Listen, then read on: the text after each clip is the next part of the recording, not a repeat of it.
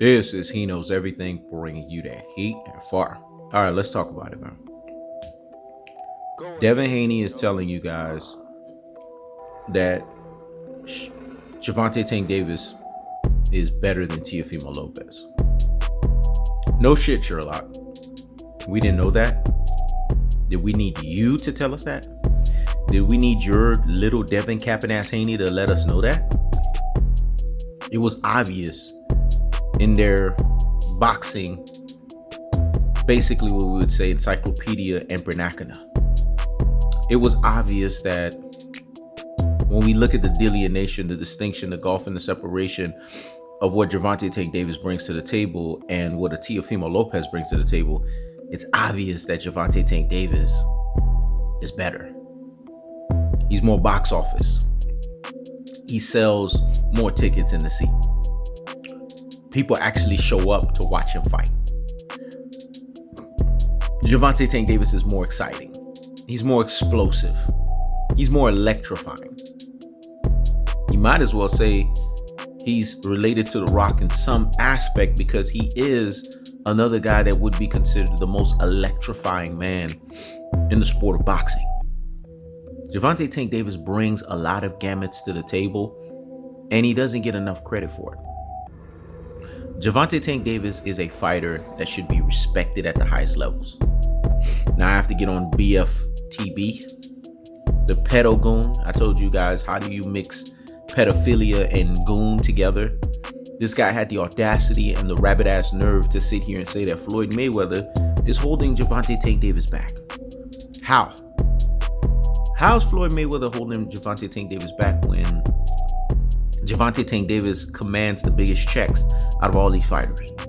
Gervonta Tank Davis is the guy that all of these fighters want to fight. It's not Gervonta Tank Davis's fault that the lightweight division has turned to literal circus clowns, Circus Soleil shit. That's a Teofimo Lopez thing. That's a Devin Haney thing. That's a Ryan Garcia thing. And all of those guys have their own fundamental and emphatic and elemental problems in of themselves. Gervonta Tank Davis realized, okay, these guys are bullshitting. They're fuck shitting. So why would I put myself in a precarious situation where I'm just going to be right there in the fray with them? When I have transcending power, I have transcending ability, I can go from weight class to weight class to weight class. You guys have to think about that. You guys have to see the fundamental truths that's associated behind it. Gervonta Tank Davis not only has power, but he's a boxer. He's what you call a boxer brawler. He's what you call a puncher boxer. This guy can do it all. Hence the name that He Knows Everything gave him. He's a Mighty Mouse iteration of Mike Tyson's power. Meet Roy Jones Jr. athleticism and explosion sprinkled in with Floyd Mayweather's pool counter extraordinary ability. Name me another small guy that has that combination. Name me another small guy that has had history and storylines where he has basically tanked Ivan Redkach in sparring. You can't find that. See, Gervonta Tank Davis is everything that these guys are not. So it's not weird. It's not surprising. It's not something that is just an aberration or something that is what we would say a one-hit wonder. It's not basically what we would say something that just came out of the blue. This is something that has been authentic and consistent from day one. That he's the big ape. That he is Gervonta Tank Davis, and the nickname Tank because he will literally tank your ass in the ring. And if Gervonta Tank Davis is not doing that, then what are we talking about here? This guy right here is the reason why little mans in today's game of boxing still exist. Why they're still relevant. They still got memes about the way that he knocked out Leo Santa Cruz.